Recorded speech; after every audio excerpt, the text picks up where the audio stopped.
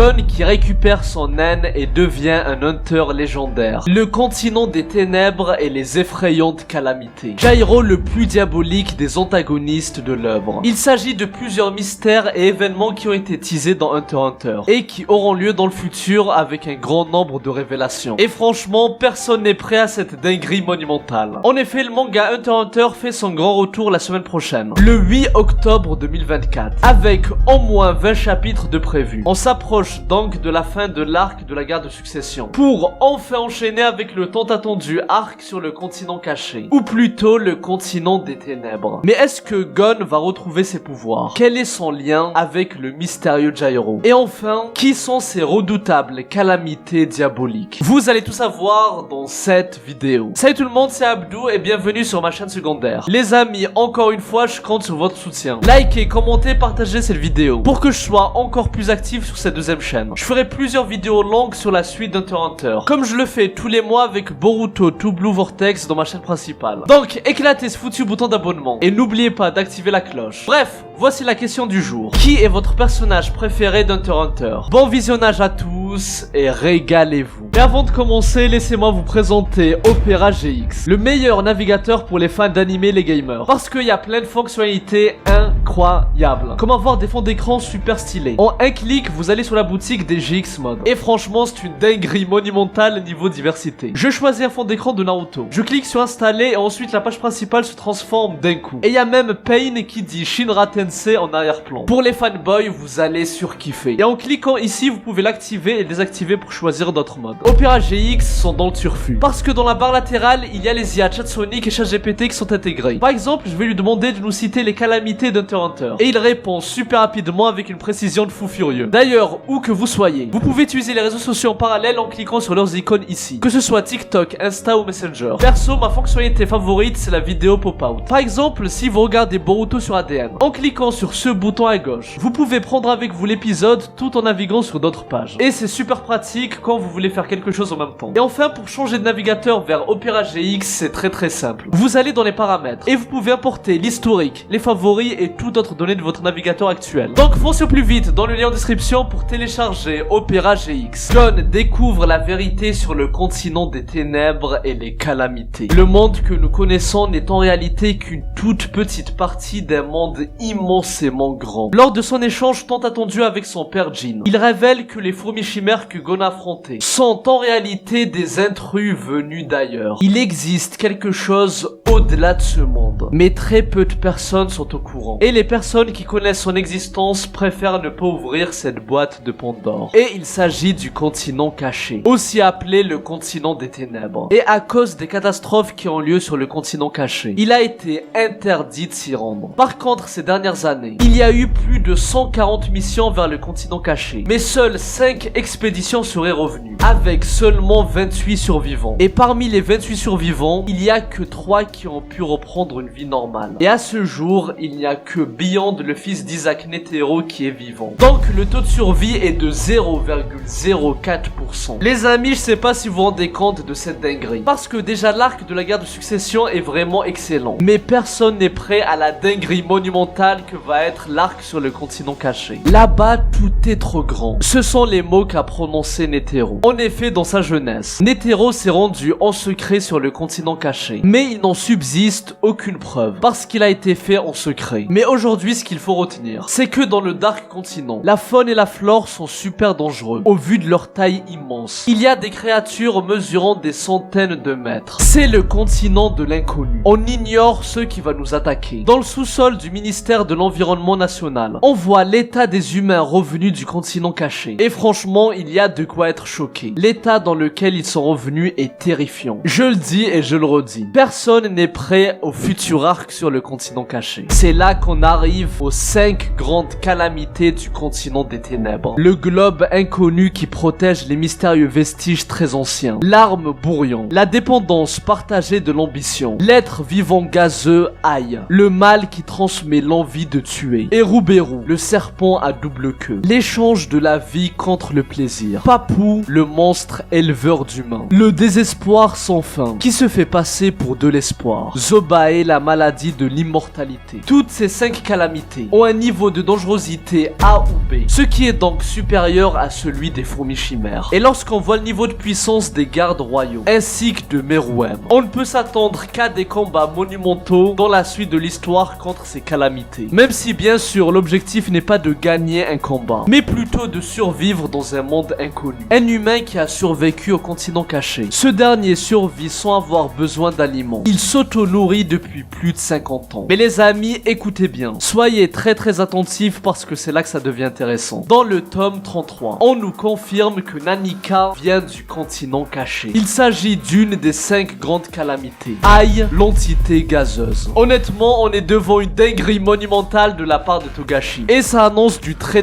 lourd pour la suite. Mais ce n'est pas tout, car Jin avait dit qu'une 6e calamité apparaîtra. Elle apparaîtra sans doute durant leur voyage. Donc tout ça montre les possibilités infinies que cache le Dark Continent. Et là j'ai envie de faire une très longue vidéo sur les calamités. Du coup dites-moi dans les commentaires si vous êtes chaud ou pas. Le continent caché et le continent des rêves. Cette boîte de Pandore a été ouverte par le roi de Kakin, qui finance une expédition vers le continent des ténèbres avec Beyond Netero. Il y aura donc un désastre qui va arriver, avec un nombre de morts énorme, qui va marquer l'histoire de l'humanité à jamais. Et pour preuve, à chaque fois qu'il y a une nouvelle tentative, une tentative d'aller au continent caché, ça s'est d'abord terminé avec un nouvel échec. Et ensuite, ça a conduit à un désastre susceptible d'anéantir l'humanité entière. Par contre, il y a une personne qui est actuellement là-bas, et qui a survécu pendant des siècles. Les pouvoirs de Gon et la vérité sur Don Fricks. À une époque, on disait que c'était un ouvrage imaginaire écrit par un fou il y a des centaines d'années. Mais finalement, tout ce qui est écrit dans cet ouvrage est réel. L'écrivain a rédigé 2 livres, l'un sur l'Est et l'autre sur l'Ouest. Le premier a été retrouvé, mais l'autre, celui sur l'Ouest, est introuvable. Mais la question c'est qui est la personne qui a pu écrire toutes ces vérités sur le continent caché? Et où se trouve son 2e ouvrage? Il y a plus de 300 ans, une personne est allée seule vers le continent caché. Jin suppose que le 2e livre n'a pas été trouvé, tout simplement car l'auteur est toujours, actuellement dans le présent, en train d'écrire son livre. Ce qui signifie qu'à cet instant précis, il y a une personne qui est présente dans le continent des ténèbres et qui a réussi à survivre pendant très longtemps. Et on parle de centaines d'années. Et l'identité de ce personnage est Don Fricks. Et lorsque Don Fricks est mentionné, on voit une silhouette floue qui cache sûrement un indice sur ce perso. Mais en effet, ce dernier a réussi à survivre pendant des siècles. Ce qui implique qu'il a dû consommer le repas de longue vie afin de prolonger sa durée de vie. Et il a utilisé l'herbe qui guérit tout pour éviter toute maladie. Et on parle bien sûr des aliments qui sont dans le continent caché. Mais en tout cas, les survivants connus qui ont survécu au continent caché sont donc Beyond et Isaac Netero, Zik Zoldyck, Rin et Don Fricks. Mais seul Don Fricks est toujours là-bas. Et les amis, vous l'avez remarqué, ils partagent le même nom de famille que Jin et Gon. On est donc devant un membre de la famille Fricks, sans doute l'ancêtre de Gon. Et tous les 3 partagent cette soif d'aventure et de découverte du monde extérieur. Don a commencé cette aventure. 300 ans plus tard, Jin a pour objectif de visiter le continent caché et a transmis sa volonté à Gon, qui plus tard poursuivra le flambeau de son père et de son ancêtre. Il ira donc lui aussi vers le continent caché pour marquer l'histoire de son empreinte. Actuellement, il y a la 150e expédition, avec Kurapika, Hisoka, la brigade fantôme, les princes de Kakin et plein d'hunters et d'autres personnages qui sont à bord du navire qui mène au continent caché. Mais pour que Gon puisse s'y rendre un jour, il devra d'abord passer par l'éveil de ses pouvoirs perdus. Mon aura ne sort pas. Après avoir retrouvé son père, Gon poursuit son propre chemin. Mais à un moment donné, il va tenter d'utiliser son haine, mais son aura ne sortira pas. On verra alors un Gon inquiet qui se pose des questions. Et honnêtement, moi ça me fait de la peine de le voir comme ça. Mais les amis, rassurez-vous, ça ne sera pas un état permanent pour notre notre personnage principal. En effet, par la suite, Gon appelle Jin, qui va éclaircir ses doutes. Quand tu étais avec moi, tu avais une aura. On comprend donc que Gon a toujours son aura. Le problème, c'est juste qu'il n'arrive plus à l'apercevoir. Et c'est ça qui le bloque. Tu es revenu au stade normal. Il s'agit d'une conséquence de son combat contre Pitou. Lorsqu'il a déployé une puissance énorme, Gon était prêt à tout perdre. Donc, qu'il soit en vie et en bon état, c'est déjà un exploit. Jin va alors lui dire que c'est la bonne occasion de réfléchir sur ce qu'il veut faire à partir de maintenant. Et les amis, c'est vrai que c'est très rare de voir un protagoniste réaliser son rêve et l'histoire du manga qui se poursuit juste après. C'est comme si Naruto devenait Hokage dans un arc comme l'arc Pain ou même avant. Et il y avait encore des arcs après. Et en fait, c'est ce qu'on a dans Hunter x Hunter. Et ça montre que Togashi brise les codes shonen. Et c'est ça qui rend son histoire totalement imprévisible. Bref, Gon revient sur son île natale, auprès de sa tante Mito, et commence à reprendre une vie normale. C'était au chapitre 345. Donc Gon, notre personnage principal, n'est plus apparu depuis plus d'une décennie. Mais je vous le garantis, si Togashi réussit à aller au bout de son œuvre, Gon fera son comeback. Et il y a plusieurs indices et foreshadowing qui le prouvent. Gon devient un hunter surpuissant et son ennemi Jairo. Si jamais j'avais eu mon naine, j'aurais peut-être envie de l'accompagner pour ressentir moi-même toute sa force. Gon exprime ses sentiments à Mito et on sent qu'il a toujours cette soif d'aventure. Il dit d'ailleurs que son véritable objectif n'était pas de rencontrer Jin, mais de parvenir à le retrouver. En fait, la différence c'est que Gon ne cherche pas simplement à atteindre un but final. Ce qui compte vraiment pour lui, c'est le voyage en lui-même, comme les défis qu'il a dû relever au cours de son aventure. La philosophie de Gon est que l'important est le cheminement, la quête pour atteindre ce qu'il veut, le chemin et non l'arrivée. Et ça nous montre à quel point notre protagoniste aime l'aventure. Sa satisfaction n'est pas dans le résultat final, mais dans l'effort accompli pour y arriver. Jin et moi, on se ressemble.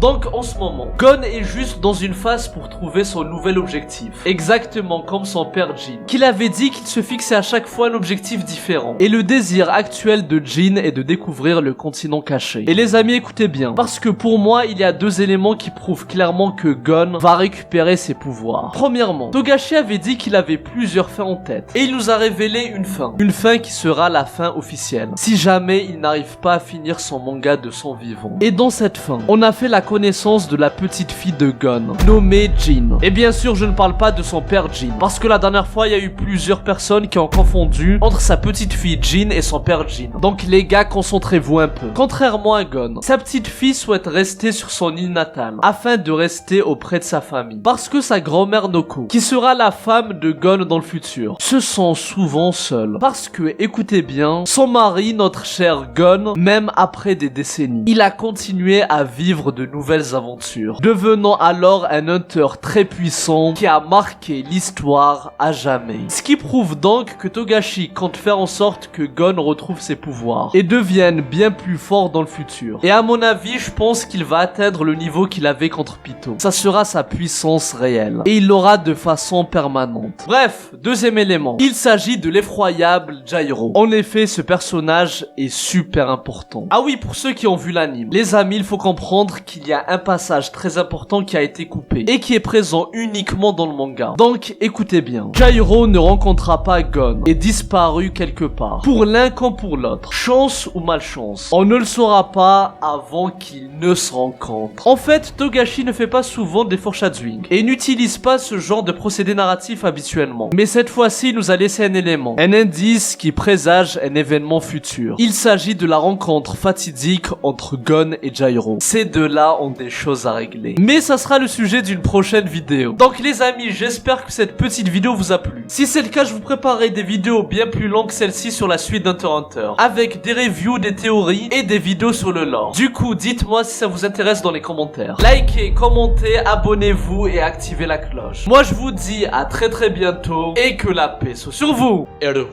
Psy Conqueror.